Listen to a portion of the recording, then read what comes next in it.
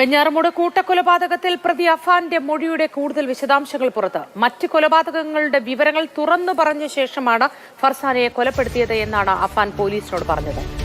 ഇനി എങ്ങനെ ജീവിക്കുമെന്ന് അഫാനോട് ഫർസാന ചോദിച്ചെന്നും മൊഴിയിലുണ്ട്. വിശദാംശങ്ങളുമായി അമൽ തേനംപറമ്പിൽ ഒപ്പം ചേരുന്നു.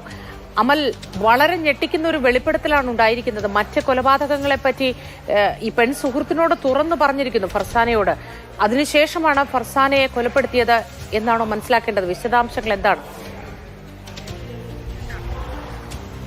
ഫർസാന വീട്ടിലേക്ക് വരുന്ന സമയത്ത് 3 കൊലപാതകങ്ങൾ നടന്നു കഴിഞ്ഞിരുന്നു. ഒരു കൊലപാതക ശ്രമവും നടന്നു. അതായത് ആദ്യം അമ്മയെ കഴുത്ത് ഞെരിച്ച് കൊല്ലാനൊരു ശ്രമം നടത്തി. അതിനുശേഷം പിന്നീട് വെല്ലുമ്മയുടെ അടുത്തേക്ക് പോവുകയാണ് ചെയ്യുന്നത്. അവിടെ പോയി ഉമ്മയെ കൊലപ്പെടുത്തുന്നു. അതിനുശേഷം പിന്നീട് അച്ഛൻ്റെ സഹോദരനെയും സഹോദരൻ്റെ ഭാര്യയെയും കൊലപ്പെടുത്തുന്നു. അമ്മയെ കഴുത്തിൽ ഷാൾ മുറുക്കിയെങ്കിലും കൊല്ലപ്പെട്ടില്ല. വീട്ടിലേക്ക് തിരിച്ചു വരുമ്പോൾ മാതാവ് നിലത്ത് കിടക്കുന്നതാണ് കാണുന്നത്. അങ്ങനെയാണ് അവർക്ക് ചുറ്റിയുകൊണ്ട് തലയ്ക്ക് അടിയേൽക്കുന്നത്. അതിനും ശേഷമാണ് അത് പിന്നീട് ഒരു മുറിയിലേക്ക് മാറ്റി. അതിനുശേഷം വീടിനകത്തേക്ക് ഈ ഫർസാന എത്തി. ഫർസാന മുകളിൽ നിലയിൽ അവിടെ പോയി ഇരിക്കുമ്പോൾ, കസേരയിൽ ഇരിക്കുമ്പോൾ ഈ പ്രതി കാര്യങ്ങളെല്ലാം തുറന്നു പറഞ്ഞു. താൻ 3 കൊലപാതകം നടത്തിയിട്ടുണ്ട്, ഒരു അമ്മയെയും കൊലപ്പെടുത്തിയിട്ടുണ്ട്, ഈ കാര്യങ്ങളെല്ലാം പറയുന്നു. അപ്പോൾ ഫർസാനയുടെ ഭാഗത്തുനിന്നും ചോദ്യമുണ്ടാകുന്നുണ്ട്, ഇനി ഇത്രയധികം കൊലപാതകങ്ങളൊക്കെ നടത്തി ഇനി എങ്ങനെ ജീവിക്കും എന്നുള്ള ചോദ്യമുണ്ടാകുന്നു.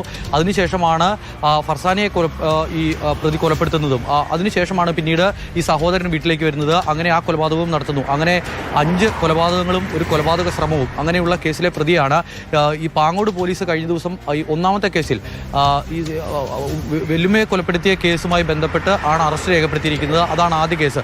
ആ കേസിൽ അറസ്റ്റ് രേഖപ്പെടുത്തും മുൻപെടുത്ത മൊഴിയിലാണ് ഈ കാര്യങ്ങളെല്ലാം പറഞ്ഞിരിക്കുന്നത്. കൂടുതൽ വിശദമായ ചോദ്യം ചെയ്യലും മൊഴിയെടുപ്പും എല്ലാം ഇനിയും വേണ്ടിവരും. അല്പസമയങ്ങൾക്കകം തന്നെ ഗൂഗിൾ മെഡിക്കൽ കോളേജിലേക്ക് അന്വേഷണ ഉദ്യോഗസ്ഥരെത്തി ഈ പ്രതിയുടെ ഉമ്മയെ ചോദ്യം ചെയ്യും എന്നുള്ളതാണ് മനസ്സിലാക്കുന്നത്. അവർ ഇപ്പോഴും നേരത്തെ വാർത്തയിൽ പറഞ്ഞതുപോലെ അവർ ഇപ്പോഴും പറയുന്നത്, ഈ ഭർത്താവ് വന്ന് കാണുമ്പോഴും അവർ പറയുന്നത് താൻ കട്ടിൽ നിന്ന് വീണ് പരിക്കേറ്റു എന്നുള്ളതാണ്. അതവരുടെ ഒരു അബോധ മനസ്സിൽ നിന്ന് പറയുന്നതാണോ അതോ ഈ